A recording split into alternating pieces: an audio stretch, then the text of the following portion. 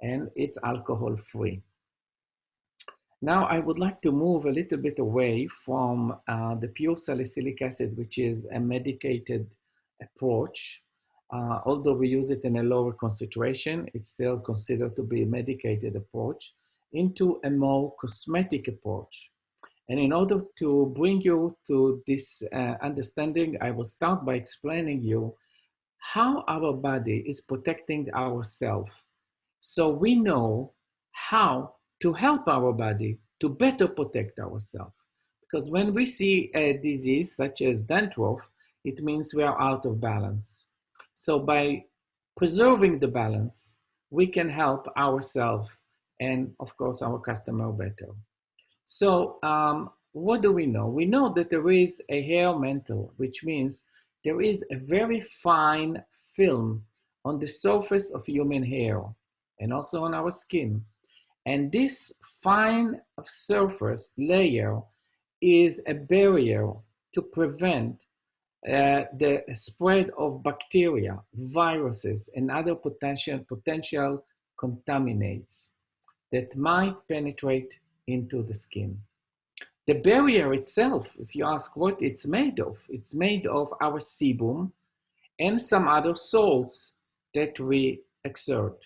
Now, of course, if we remove this layer, we become prone to the penetration of kind of bacteria, viruses, and so on. It's very relevant to what we do today when we have a virus and we want to protect our skin from the penetration of the virus.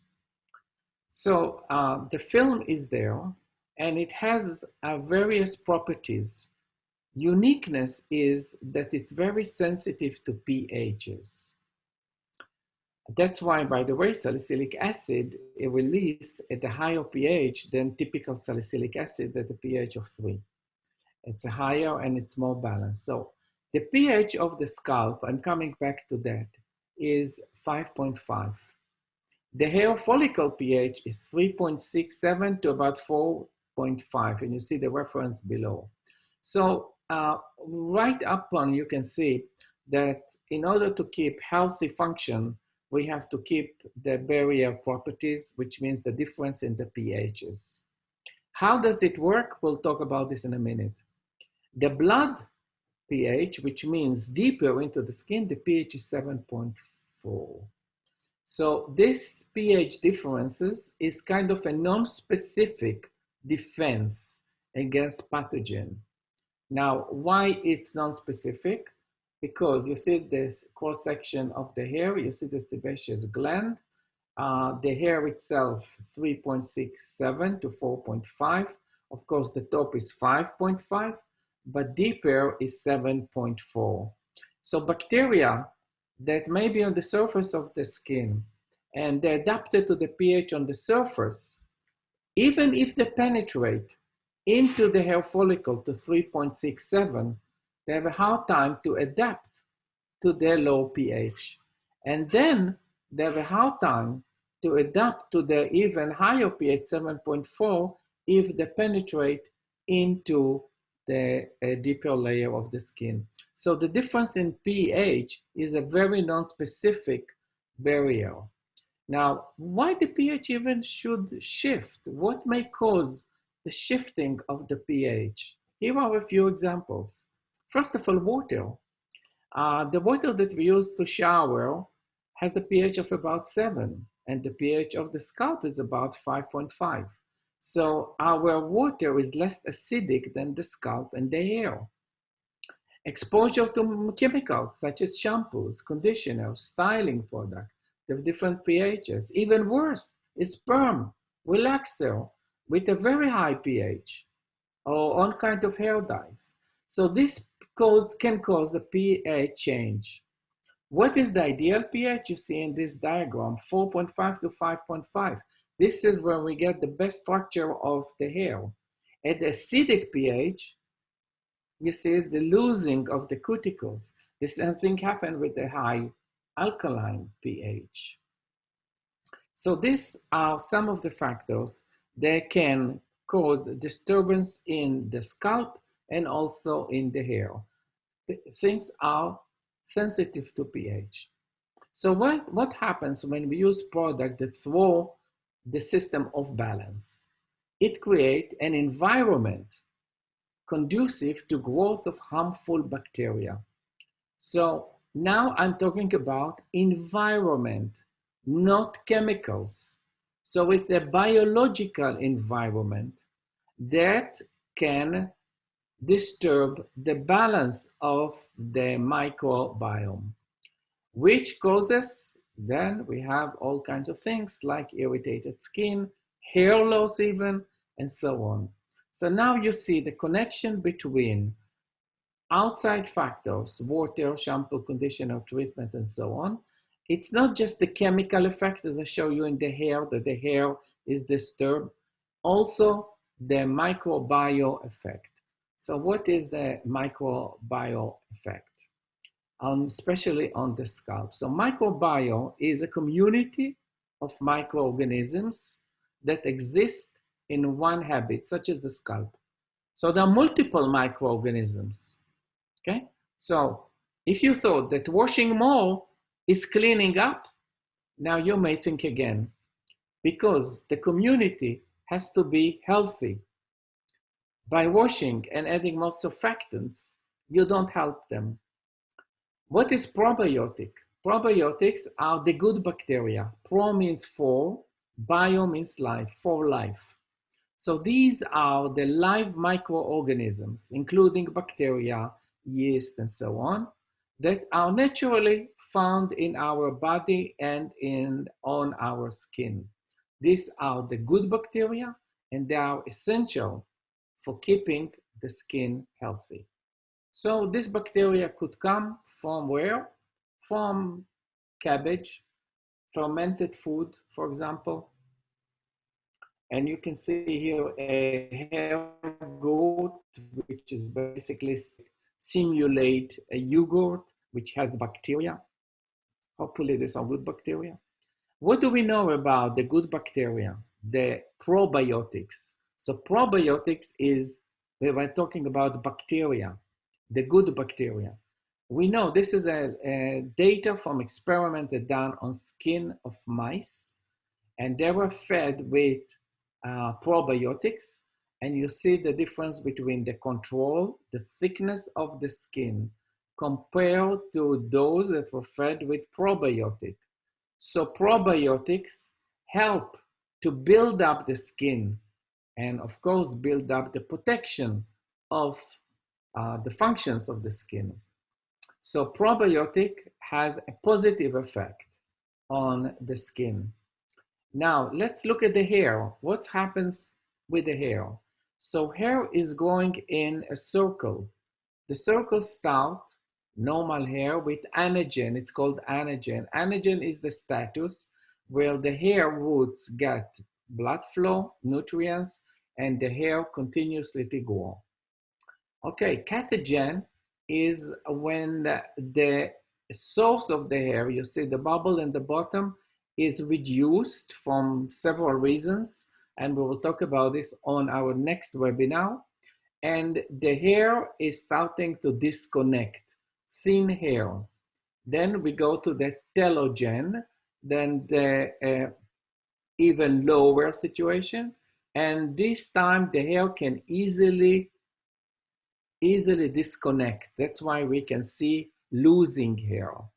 And maybe later on, we come back to the cycle to early anagen and new hair can grow up if everything is fine. So this is the circle of growing hair. You want to be in anagen. That's the bottom line.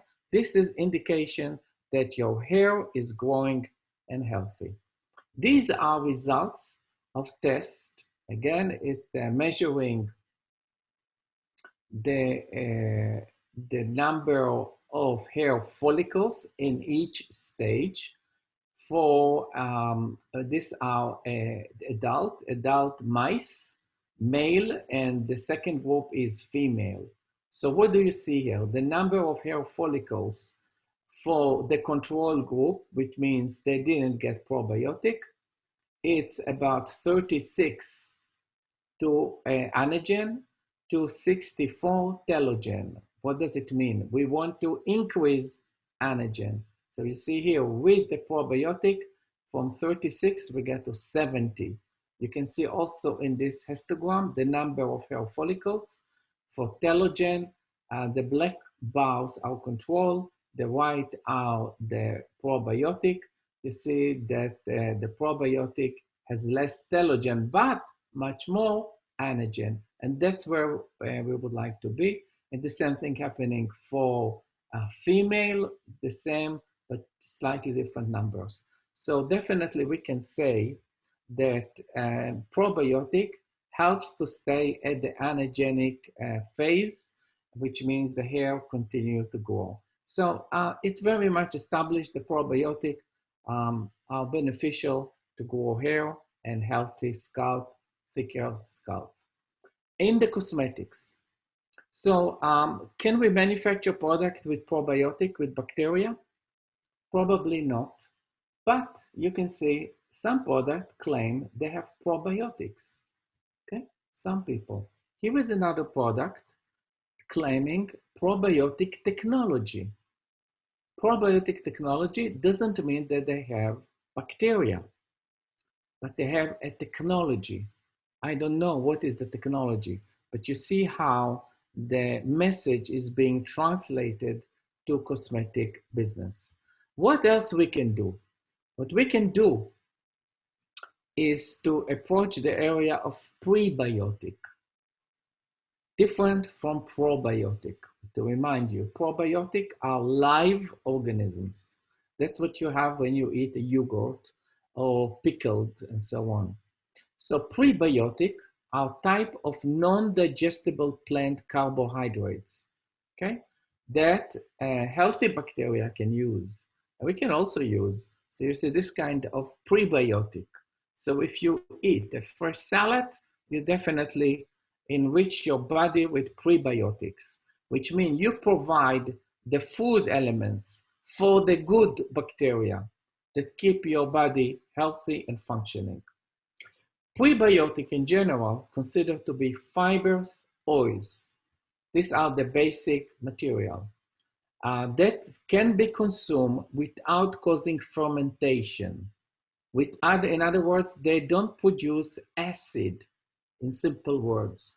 Okay, so these are materials that you cannot pickle if you are talking in a culinary way.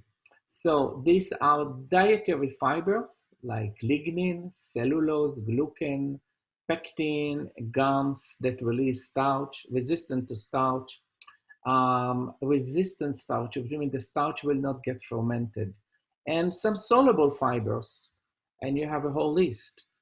Fermented fibers, which means they have been fermented already, and that's exactly what we use for our delivery encapsulated prebiotic.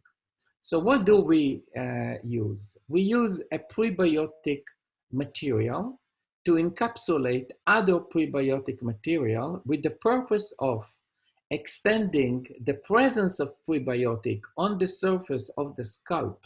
So by this, keeping the environment healthy. So what is the material? The material typically starts by using corn, GMO-free material. The material is extracted from sugars, so we have only high molecular weight carbohydrates. These are being fermented, and during the fermentation, all the small molecules, relatively sugars and all this, fermented in order to produce energy to the bacteria like yeast, and of course they produce acid. Then we added wintergreen or some other oils, washed very well, and now at the end they get dried, and we have a prebiotic blend. This prebiotic blend is a subject for, now I have to state that people believe that because there are no clinical data to support it. So the belief is that using prebiotic to balance the bacteria on the scalp is important, okay? Because it's supporting nourishing, productive hair follicles, and a general healthy scalp. So this has not been proven clinically. And the belief is that the prebiotic improving the balance of bacteria on the scalp, and it can help with stinging, redness, flakes, itching, and even hair growth. So this is the concept behind using prebiotic for scalp nourishing.